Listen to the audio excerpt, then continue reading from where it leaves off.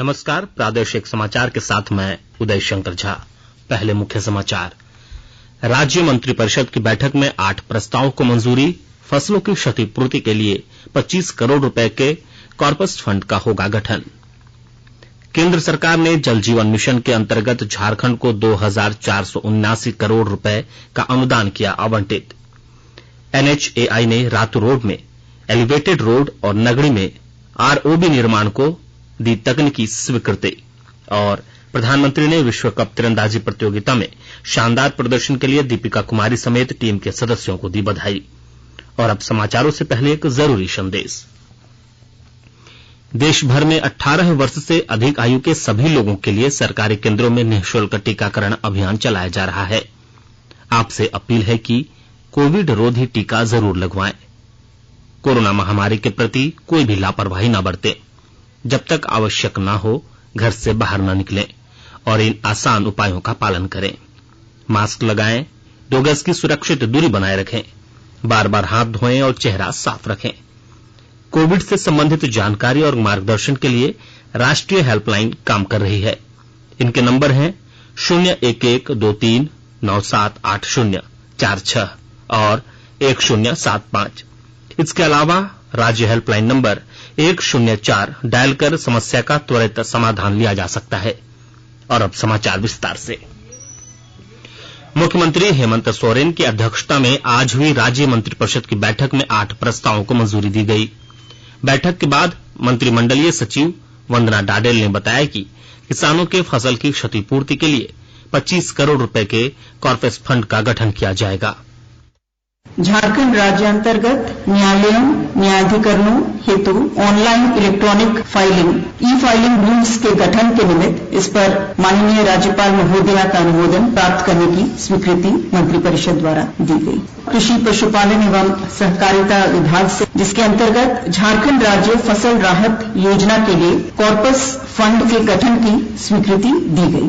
25 करोड़ रुपए का एक कॉर्पस फंड का गठन किया जाएगा और इस फंड से अर्जित ब्याज से राज्य के किसानों के फसलों की क्षति होने की स्थिति में तत्काल राहत के रूप में क्षतिपूर्ति का भुगतान किया जाएगा। अनुसूचित जनजाति, अनुसूचित जाति, अल्पसंख्यक एवं पिछड़ा वर्ग कल्याण विभाग जिसके अंतर्गत जनजातीय समुदाय के पवित्र स्थल सरना जाहिर स्थान हटघड़ी एवं मसना का संरक्षण एवं विकास करने के निमित्त योजना की रूपरेखा एवं कार्यान्वयन की प्रक्रिया के संशोधन के प्रस्ताव को स्वीकृति दी गई। केंद्र सरकार ने जल जीवन मिशन के अंतर्गत झारखंड को 2479 करोड़ रुपए का अनुदान आवंटित किया है। आवंटन में 4 गुना वृद्धि के साथ केंद्र सरकार झारखंड में सभी परिवारों को पाइप के जरिए पीने का पानी उपलब्ध कराने के प्रावधान पर तेजी से कार्य कर रही है। जल शक्ति मंत्री गजेंद्र सिंह शेखावत ने 2024 तक प्रत्येक ग्रामीण घर में पाइप के जरिए पानी की आपूर्ति करने के लिए झारखंड को पूरी सहायता देने का आश्वासन दिया है। झारखंड में 29,752 गांवों के 58,95,000 परिवारों में से केवल 7,72,000 परिवारों को पाइप के जरिए पानी उपलब्ध कराया गया है। अगस्त 2019 में जल जीवन मिशन शुरू होने के समय केवल 3,45,000 परिवारों को पाइप के जरिए पानी की आपूर्ति होती थी। 22 महीनों में राज्य के 4,27,000 परिवारों को पाइप के जरिए पानी उपलब्ध कराया गया है। हमारे संवाददाता ने बताया है कि पाइप के माध्यम से पानी की आपूर्ति करने में 23% की राष्ट्रीय औसत की तुलना में झारखंड में पानी की आपूर्ति के लिए कनेक्शन दिए जाने का कार्य बहुत धीमी गति से चल रहा है। वर्ष 2021 में राज्य में केवल 2,99,000 वाटर कनेक्शन दिए गए।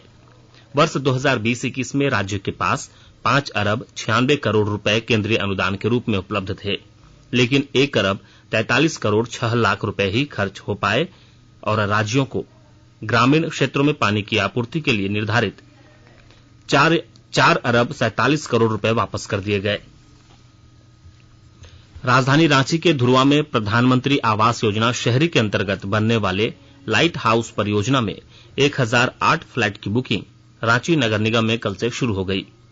इस परियोजना में फ्लैट बुक करने के लिए रांची नगर निगम की वेबसाइट www.ranchimunicipal.com से आवेदन डाउनलोड कर इसे भरकर अपलोड करना होगा। साथ ही 5,000 रुपए का डिमांड ड्राफ्ट रांची नगर निगम के नाम से बनाकर जमा करना होगा। जिन व्यक्तियों की सालाना आय 3 लाख रुपए से कम होगी वही इस परियोजना में फ्लैट ले सकेंगे। वहीं प्रधानमंत्री आवास योजना के तहत आने वाले एक फ्लैट के लिए लाभुक को 6,79,000 रुपए देने होंगे और बाकी के 6,50,000 रुपए सरकार द्वारा सब्सिडी के तौर पर मिलेगी। एक फ्लैट की लागत 13,29,000 रुपए आ रही है, जिसमें एक कमरा, एक रसोई, एक बाथरूम, एक शौचालय, एक बालकनी और पीने के पानी के लिए पानी का कनेक्शन दिया जाएगा। झारखंड के लोकायुक्त जस्टिस डीएन उपाध्याय का निधन हो गया है। कोरोना संक्रमण की चपेट में आने के बाद दिल्ली एम्स में उनका इलाज चल रहा था, जहां कल रात 2:30 बजे उन्होंने अंतिम सांस ली। जस्टिस डीएन उपाध्याय 67 साल के थे। वे पिछले 15 मई से कोरोना संक्रमित थे। अभी लोकायुक्त झारखंड के पद पर उनका 1 साल का कार्यकाल शेष था। झारखंड हाईकोर्ट के न्यायाधीश के पद से सेवानिवृत्त होने के बाद 5 साल के लिए उन्हें लोकायुक्त नियुक्त किया गया था। जस्टिस उपाध्याय के निधन से न्यायिक जगत में शोक व्याप्त है। उनके निधन पर राज्यपाल द्रौपदी मुर्मू, मुख्यमंत्री हेमंत सोरेन, जनजातीय मामलों के केंद्रीय मंत्री अर्जुन मुंडा, भाजपा के राष्ट्रीय उपाध्यक्ष रघुवर दास और भाजपा विधायक दल के नेता बाबूलाल मरांडी सहित कई नेताओं ने शोक व्यक्त किया है।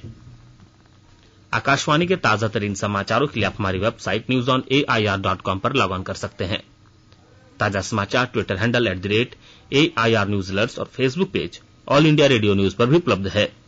आप प्रादेशिक समाचार एकांश के ट्विटर हैंडल @AIR News _ और फेसबुक, इंस्टाग्राम पेज तथा YouTube channel AIR News Ranchi पर भी हमारे बुलेटिन सुन सकते हैं। प्रादेशिक समाचार आप आकाशवाणी रांची से सुन रहे हैं और अब पेश है कोरोना से बचाव के कुछ संदेश। कोविड-19 से बचाव और सुरक्षित रहने के 3 उपाय। मास्क लगाएं, 2 गज दूरी है जरूरी, सुरक्षित दूरी रखें, हाथ और मुंह साफ रखें।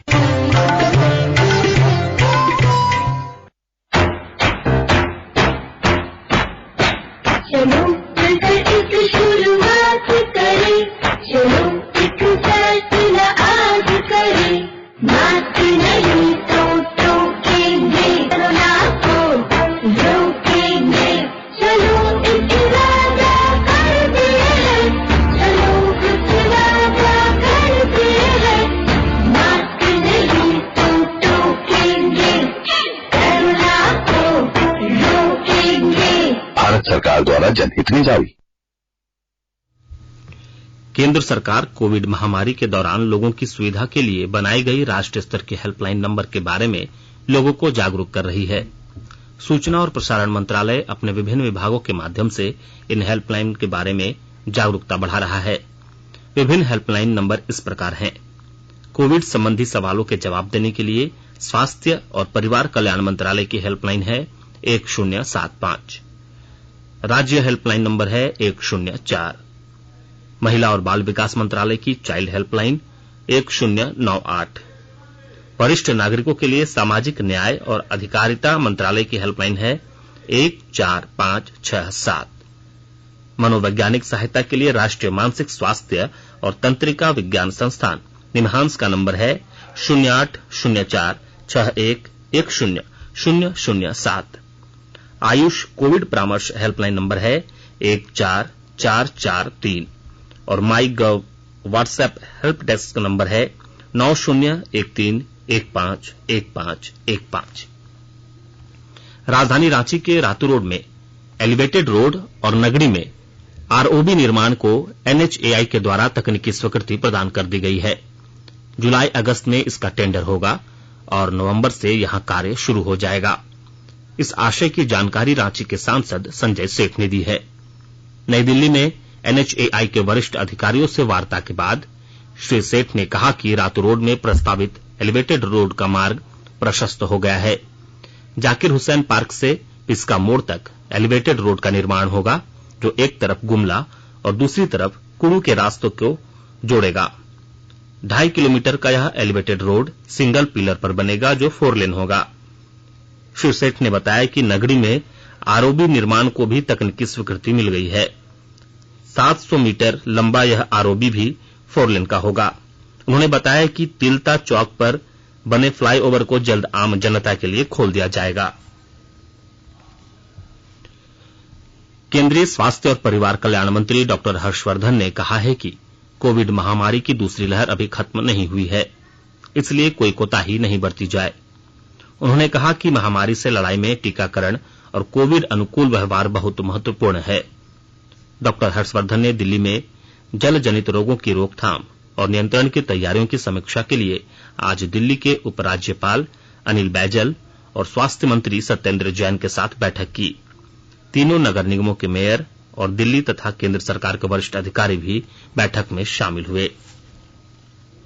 झालसा, रांची और गुमला के प्रधान जिला एवं सत्र न्यायाधीश सह जिला विधिक सेवा प्राधिकार के अध्यक्ष संजय कुमार चंधरी आवी ने के निर्देश पर अनाथ बच्चों को झालसा की शिशु प्रोजेक्ट से जोड़ने सहित सरकार की अन्य योजनाओं का लाभ सुनिश्चित कराने को लेकर जिले में एक अभियान चल रहा है।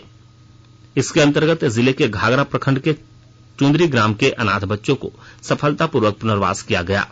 इस कार्य में लगे पीएलबी जसिंता कुजूर, नीलम लकड़ा और जोसेफ किंडो को आज प्रशस्ति पत्र एवं मोमेंटो देकर सम्मानित किया गया। जामताड़ा जिला प्रशासन की पहल पर जिले के पंचायतों में स्थापित सामुदायिक पुस्तकालय स्थानीय छात्र छात्राओं ही नहीं बल्कि आमजनों के लिए हितकारी साबित हो रहा है। विस्तृत ब्यौरे के साथ हमारे संवाददाता। जामताड़ा जिला प्रशासन की पहल पर जिले के पंचायतों में स्थापित सामुदायिक पुस्तकालय स्थानीय छात्र छात्राओं ही नहीं बल्कि आम जनों के लिए हितकारी साबित हो रहा है। शिक्षाविद डीडी भंडारी ने कहा कि जिला प्रशासन की पहल पर जिले के सभी 118 पंचायतों में संचालित सामुदायिक पुस्तकालय इस कोरोना काल में छात्र छात्राओं को शिक्षा से जोड़कर रखने में सेतु का काम किया है। राष्ट्रपति पुरस्कार से सम्मानित शिक्षक सुनील कुमार बास्के ने कहा कि जिला प्रशासन के द्वारा किए जा रहे इस प्रयास से विशेषकर आर्थिक रूप से कमजोर परिवार के बच्चों को शिक्षा के क्षेत्र में उपलब्ध कराया गया प्लेटफॉर्म मील का पत्थर साबित हो रहा है। सामुदायिक पुस्तकालय शिक्षकों की प्रतिनियुक्ति के साथ साथ शैक्षणिक माहौल बनाने का सराहनीय प्रयास किया जा रहा है। सुभाष प्रसाद सिंह, आकाशवाणी समाचार, जामताड़ा। प्रधानमंत्री नरेंद्र मोदी ने कहा है कि पिछले कुछ दिनों से भारतीय तीरंदाजों ने विश्व कप में शानदार प्रदर्शन किया है। उन्होंने विश्व कप में शानदार सफलता के लिए दीपिका कुमारी, अंकिता, कोमलिका बारी, अतानु दास और अभिषेक वर्मा को बधाई दी है, जो इस क्षेत्र में आने वाली प्रतिभाओं को प्रेरित करेंगे।